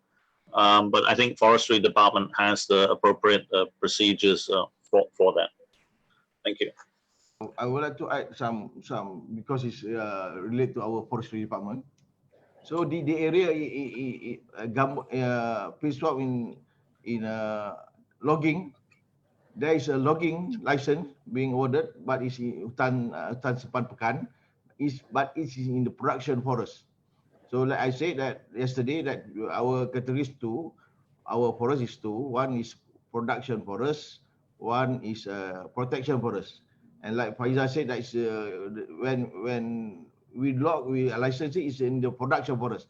But like yesterday also, we have a SIA, social impact assessment, before, during, and after logging. So we are doing all that because we are being certified by the independent certification body. So should be, and then in this area we are doing the logging using the reduced impact logging. That in the Pekan area they are using the rimbaka or some sort of winching. So not so much of road, but we are using the log fisher. That means log fisher like we don't go to the tree actual. We just put a wire, or not a wire, a winch, and then you just take out the trees from 300 meters. So we are doing it using the technique of reduced impact logging in this sensitive area. Okay, Thank you, Tuan Kalim. But I'd like to actually ask some clarification. Tuan Kalim, are you saying that there are actually production forest areas in peat swamp forest reserves as well? Yes, yes, definitely. Because our forest categorized into two. One is production forest, and one is a protective forest. But including in all type of three type of forest: the inland forest, peat swamp forest, and mangrove forest. So we have identified that as a production forest. Is there a way for us to find out what is production and what is protected forest actually? Which Yeah, areas are what, to just for us the to know so that production, we definitely the protection, some sort of not more than 1,000 meter, we cannot log.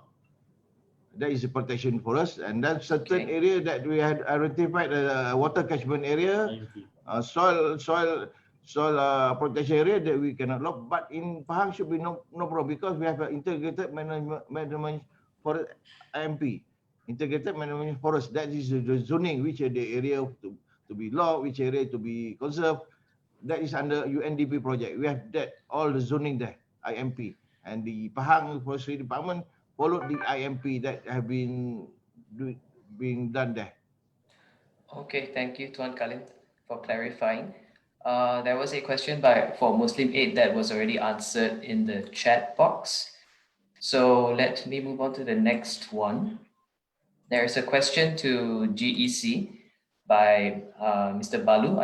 It says, I'm curious to know if you are engaged or planning for carbon offset programs at your project sites. How can a private company or potential investor get involved in related activities? Mr. Faisal, would you like to take this one? Yeah, thank you. We definitely recognize that the peat swamp forest and peatlands as a whole are the most important carbon stores that we have, and that current or previous management may be leading to fires, degradation, and significant emissions. Therefore, for many of these peatland areas, there is potential to invest in. If one invests in proper management, you can reduce significantly greenhouse gases emission, and therefore that has potential to be developed as a so-called carbon offset project.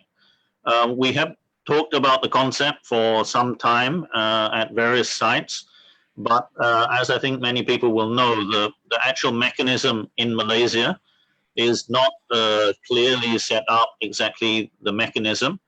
Although the federal government has developed a sort of general strategy for RED Plus strategy, there's not a clear mechanism about how that would work, since the land is a state matter, and therefore the management of the land would be handled by each state. So I think this is still something where the federal and state government still need to work out the rules, how one can have carbon offset projects, or whether Malaysia will allow formal international trading in carbon offset. But we have some companies who have contributed in some way through CSR or other programs, and with the intention of helping to reduce the emissions, but not formally counting that or any trading as an offset in any way. But we hope that in the next few years there will be clear mechanism developed, and then that will help some funding flow towards the peatland restoration and management measures. Thank you. Thanks, Faisal. Thank you all our three speakers for taking all the questions brilliantly and for your brilliant presentations. I think that will be all in terms of the questions and discussions. So just a short recap, it has been a nice 3 sessions from GEC's many interesting programs that have been really leading the charge in peatland conservation in Malaysia for NSAs, and then lovely journey of wooing the IA Hitam communities to be involved in peatland restoration in Johor. And then there was a final one by Prof. Osumanu that delved into the more soil aspects of peatlands and what is actually feasible and what are potential ways to deal with peatland soils. And these are all 3 very interesting talks. Thank you so much. Without further ado, I just want to wrap up this session and pass it up to Tommy for you to just take it from here. Thank you, Joe. I would like also to extend my gratitude to all presenters. The webinar today has been very insightful and it's very beneficial for the people for Peat and the SUPA component too, in trying to get the comprehensive pictures on the current state of sustainable peatland management in Malaysia. Thanks also for the participants for the comments and response to the discussions. Hopefully it has been a very enjoyable sessions to you, and stay tuned to and please follow our social media for further notifications on other webinars. So bear in mind there will be another webinar on sustainable peatland management on Thailand. So we plan to have it on the 24th of September. So stay tuned to the social media for further informations on this webinar. So by this, I think this is the end of our session today. And again, thank you for your participation in this webinar. And I hope to see you again very soon, virtually or directly. Thank you. And have a good lunch, everyone.